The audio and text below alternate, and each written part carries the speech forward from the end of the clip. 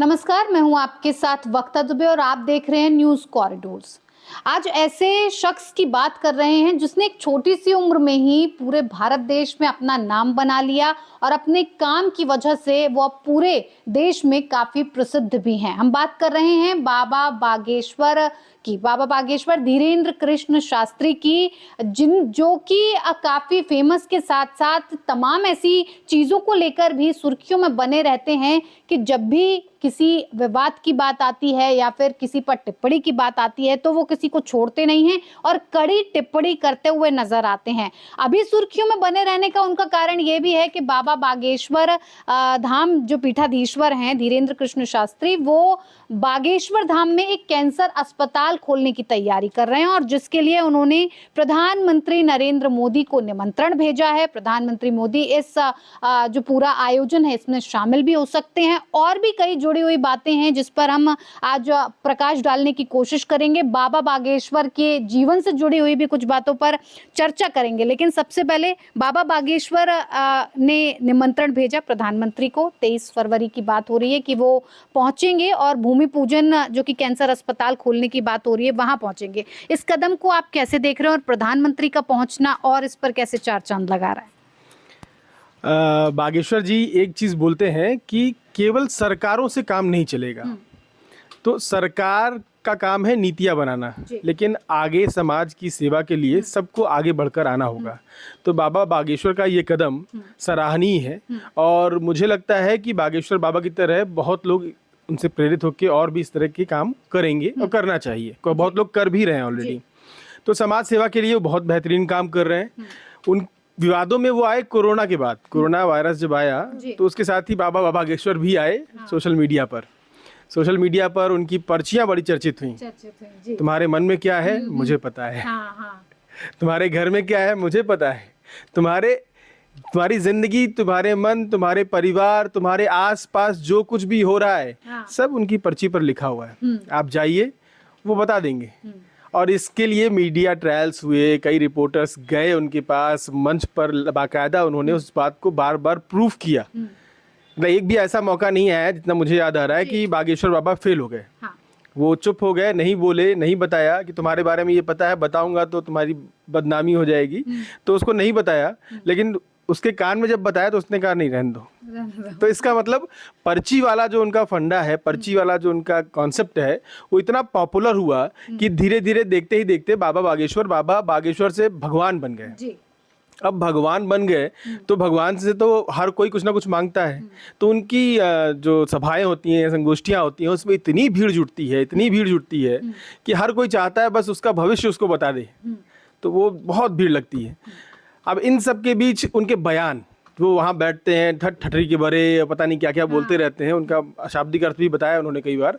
तो बयान बहुत भयंकर देते हैं, मतलब एकदम साफ साफ बोलने वाला, जैसे नहीं एक अग्रेसिव आदमी और एंग्री यंग मैन टाइप की जो भूमिका होती है, तो जैसे हम रखते हैं। जैसे अमिताभ बच्चन कभी मूवीज में रखते थे, एकदम फाड़ देना है, काट देना है।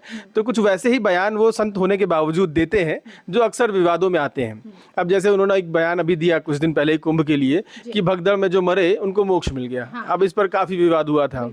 रणवीर और उस समय रैना वाले विवाद पे उन्होंने बोला, बिल्कुल क्या बोला उनका कहना है कि माफ करने से देखिए काम तो नहीं चलेगा, मन से, हृदय से पूरी तरह से साफ कर देना चाहिए, इस तरह के कंटेंट को हटा देना चाहिए।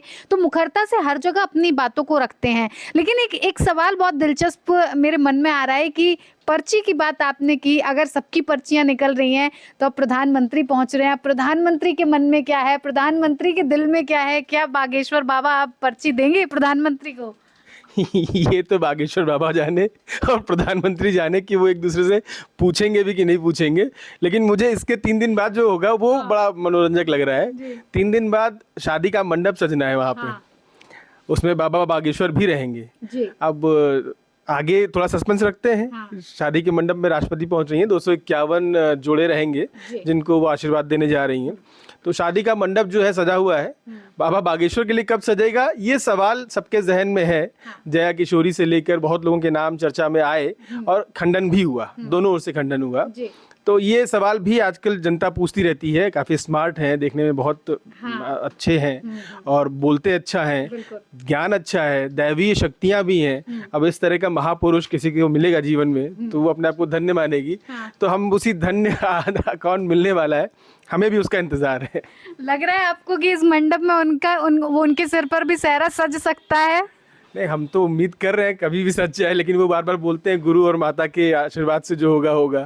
तो अब उनके गुरु और माता कब चाहेंगे तो वही जानते हैं। बिल्कुल। तो बागेश्वर बाबा को लेकर तमाम तरह की टिप्पणियां आती रहती हैं, तमाम तरह के सवाल भी जनता के मन में उठते रहते हैं। जैसा कि भास्कर जी से अभी बातचीत में ये सामने आया कि मंडप सज रहा है, 251 लड़कियों की शादी हो रही है, उसमें 108 आदिवासी समूह से लड़कियां हैं और उनकी ये जो चयन का तरीका है वो बेहद दिलचस्प है। जो लड़कियों का वो चयन करते हैं, जिन कन्याओं की वो शादी कराते हैं, उसमें वो वाले जोड़े शामिल होते हैं जो आर्थिक तौर पर या तो मजबूत नहीं होते हैं या फिर उनके माता पिता नहीं होते हैं। ऐसे परिवारों की लड़कियों को शादी कराकर पूरा घर गृहस्थी का सामान देकर वो विदा करते हैं। तो कहीं ना कहीं समाज सेवा में भी आगे हैं, लेकिन फिलहाल उनकी शादी को लेकर भी चर्चा हो रही है और तमाम तरीके के बयानों में भी वो फंसे हुए हैं। इसी पर हम हरीश जी से बातचीत करना चाहेंगे। हरीश जी, एक तो मुखरता से अपने शब्दों को बयान कर देते हैं, फिर चाहे वो ममता कुलकर्णी का मुद्दा हो, चाहे रणवीर इलाहाबादिया का मुद्दा हो, या फिर आने वाले समय में प्रधानमंत्री नरेंद्र मोदी भी पहुंच रहे हैं, उस वक्त की चर्चा हो, क्या कहना चाहेंगे? देखिए, प्रधानमंत्री मोदी छतरपुर जाएंगे या नहीं ये अभी फाइनल नहीं है, लेकिन एक चीज़ जो लगभग फाइनल सी लग रही है वो ये कि 24 फरवरी को जो भोपाल में इन्वेस्टर समिट होना है, इंटरनेशनल इन्वेस्टर समिट, जो भोपाल की सरकार कह रही है कि आप आइए हमारे यहाँ कारखाने लगाइए, तो उसमें प्रधानमंत्री मोदी ज़रूर शामिल हो सकते हैं। और ये भी मीडिया रिपोर्ट्स ये भी हैं कि वो 23 फरवरी को ही जो है प्रधानमंत्री मध्य प्रदेश पहुंच जाएंगे। 23 फरवरी को वो शायद छतरपुर वाले बाबा बागेश्वर जो हैं, धीरेन्द्र कृष्ण शास्त्री, जो कैंसर अस्पताल बनवा रहे हैं, उसके लिए भूमि पूजन करेंगे और फिर 24 को वो इन्वेस्टर समिट में वापस शामिल होकर वापस आ जाएं। ये जो इन्वेस्टर समिट है ये मध्य प्रदेश के लिए बहुत ज़रूरी है। इसमें जर्मनी के, अमेरिका के, ब्रिटेन के जो है इन्वेस्टर्स जो हैं वो शामिल होंगे, ऐसी उम्मीद की जा रही है। एयरपोर्ट पर जो है बड़ी तैयारियां की गई हैं भोपाल में। वहाँ जो प्राइवेट जेट्स होते हैं उनके लिए बड़ी पार्किंग की व्यवस्था करने के लिए कहा गया है। प्रधानमंत्री मोदी छतरपुर जा सकते हैं, इसका अंदाज़ा इस बात से लग रहा है, हालांकि अभी तक ऐसा कोई ऑफिशियल शेड्यूल जारी नहीं हुआ है, लेकिन छतरपुर जिले में सभी अधिकारियों और कर्मचारियों की छुट्टी रद्द कर दी गई है और ये कहा गया है कि 26 फरवरी तक कोई भी छुट्टी पर नहीं जाएगा। सबको अपना फ़ोन ऑन रखना होगा, किसी भी सरकारी कर्मचारी का फ़ोन बंद ना रहे। तो इससे ये ज़रूर लग रहा है कि प्रधानमंत्री मोदी वहाँ शायद कैंसर अस्पताल जो बन रहा है उसका भूमि पूजन कर सकते हैं। और 26 फरवरी को जैसा अभी बात हो रही थी, 251 कन्याओं के विवाह की बात हो रही है, उस कार्यक्रम में राष्ट्रपति द्रौपदी मुर्मू भी शामिल हो सकती हैं। ये जो संकेत जो आए हैं कि छतरपुर में छुट्टियां रद्द कर देना, ये उसी की तरफ इशारा कर रहे हैं। अगर प्रधानमंत्री मोदी वहां जाते हैं तो ये एक बड़ी बात होगी। हालांकि जो है छतरपुर में जो बाबा बागेश्वर का जो वो धाम है वो हनुमान जी का धाम है और प्रधानमंत्री मोदी जो है अयोध्या भी जा चुके हैं, रामलला के दर्शन कर चुके हैं, तो इसमें कोई ऐसी विवाद वाली कोई बात है नहीं। ये एक अच्छी ही बात होगी कि प्रधानमंत्री वहां जाते हैं। और जैसा कि बाबा बागेश्वर का कहना है कि वो कैंसर का इलाज मुफ्त कराएंगे, 100 बेड वाला अस्पताल होगा कैंसर का, तो ये वाकई जो छतरपुर और उसके आसपास का जो एरिया है वहाँ के मरीजों के लिए बहुत अच्छी बात होने जा रही है। बिल्कुल हरीश जी, तो देखिए मध्य प्रदेश में बागेश्वर धाम के जो पीठाधीश्वर हैं, बागेश्वर बाबा धीरेन्द्र कृष्ण शास्त्री, कई ऐसे काम कर रहे हैं जो समाज के लिए, उन कन्याओं के लिए, बेहतरी के लिए हैं, जो कहीं ना कहीं समाज को आगे बढ़ाने का, उनका उत्थान करने का काम करते हैं। ऐसे में प्रधानमंत्री नरेंद्र मोदी का मध्य प्रदेश पहुंचना, विकास की तरफ बढ़ना, कहीं ना कहीं एक तरह से एक बड़ा इशारा है और मध्य प्रदेश के लिए ये बहुत अहम फैसला भी होने वाला है। आप बने रहिए न्यूज़ कॉरिडोर्स के साथ।